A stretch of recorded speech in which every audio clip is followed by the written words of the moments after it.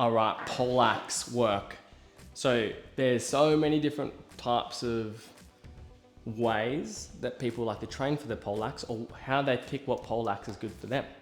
So I've recently, in the last year, started using a longer poleaxe. I used to use a nice 900mm short axe. Well, it's a long axe, but short poleaxe.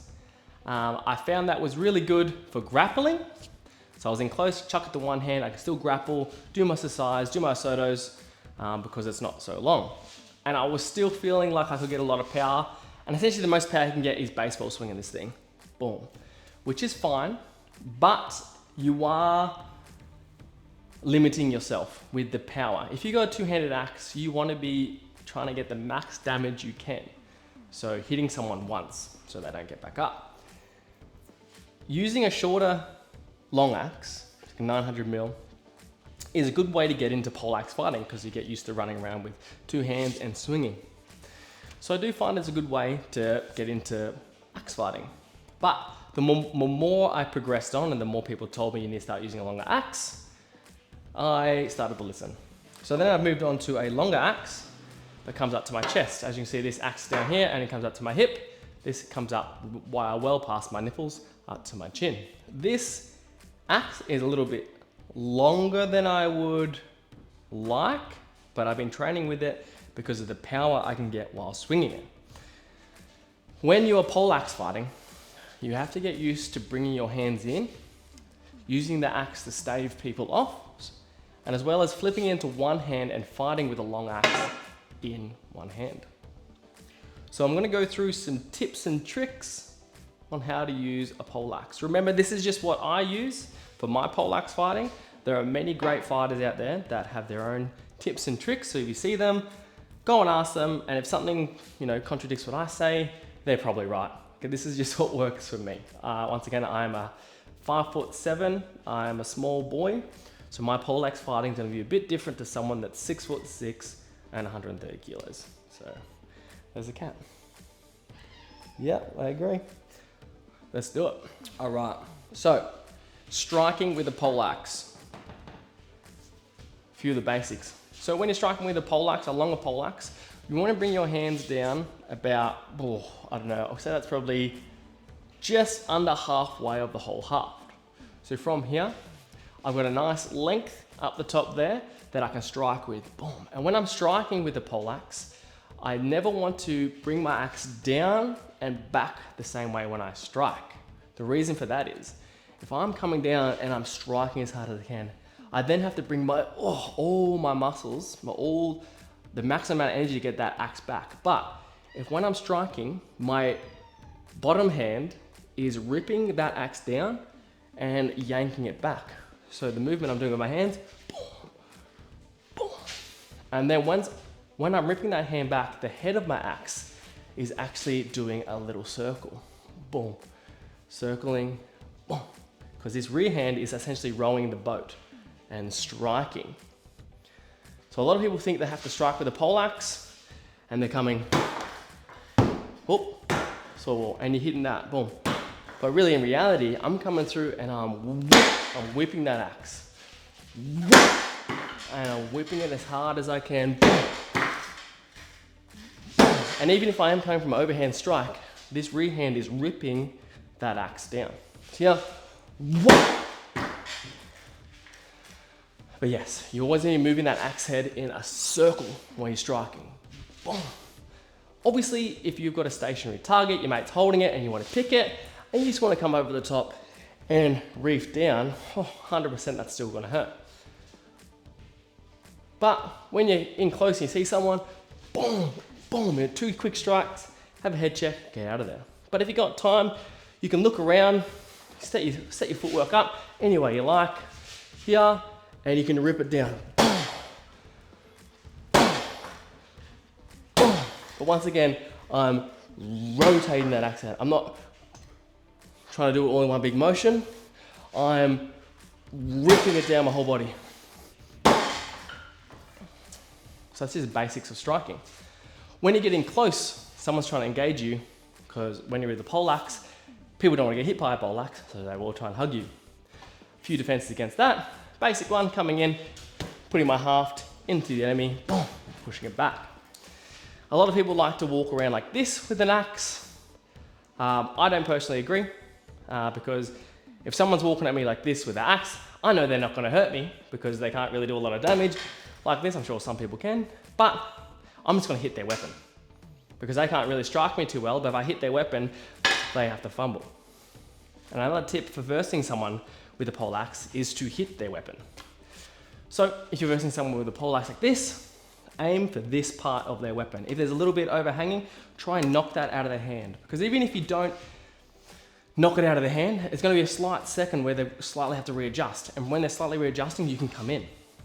So strike their weapon, come in. Back to someone coming close with a poleaxe. So if someone's coming with a poleaxe, you do want to try and get a hit off. So from here, I like to hit low. And once I hit low, there's two things I do. So if someone's charging at me, a big person or a small person, I will hit low. So that'll drag their shield or weapon down. From there, I can either let go of one hand, come from here, underhook, try to get a throw off. Or I can hit low, boom, and push into them. Because they're going to be, if you get a good clip on their leg, regardless of what armor, that's going to hurt them. So boom, they're potentially going to stumble, and then you're closing in.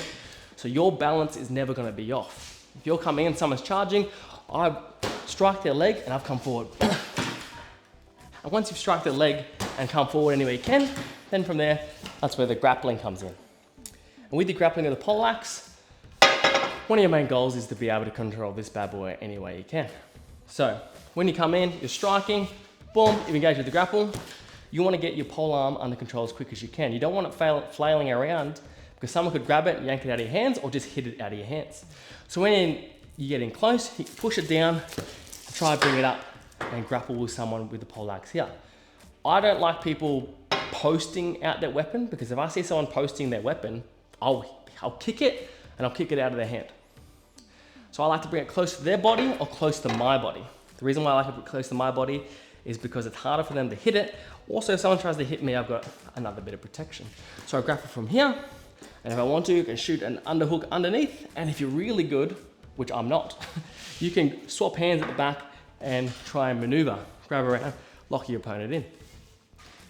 So, once again, someone's coming in, I give them a strike there, they've hit, they've still come in, boom, I've closed in. I put my poleaxe as high as I can, or if you want to hit them in the hips so they don't try to wrestle you, you can do that too.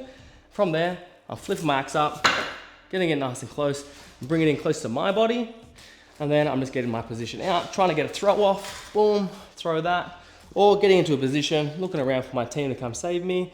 And if not, axe comes up, get it in their body, and I just press away, boom, boom, boom, get out of there, boom, or I just run away, which I usually would just run away. Using a poleaxe on the other side with your, hey buddy, relax. So using poleaxe on the other side. I do see a lot of people come into this sport and they try and if they want to cut to the other side of their opponent, they will cross over. For me, big no-no because it's very awkward and you're not going to get a lot of power. If you want to strike on the other side of a person, just switch your hand over and practice hitting on the other side.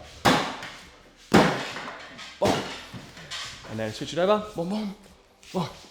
If you want to be a good poleaxe fighter, you need to have knockout power on both sides. So my advice is don't try and cross over, do like a bow staff hit. Not going to be effective in armor anyway. Tips for a shorter fighter with a poleaxe. People are going to go for your head usually as a shorter person. So what I do is I like to hurt them so much that they're not thinking about my height, they're thinking about just closing the distance. So I'm versing, say a big guy or a normal, or anyone really, I'm hitting them boom, boom, as much as I can. And then if they're getting hurt, they're like, F that, I don't want to get hit anymore, so they're going to close in. So what I do is I bait them into my head, boom, hit them as hard as I can, I bait them into my head. I preempt them going for my head, so I put the axe to whichever side I want, boom, they'll go for my head and I'll even lean forward and then I will do my hip toss where I'll shoot my underhook with my axe, boom, boom to the ground.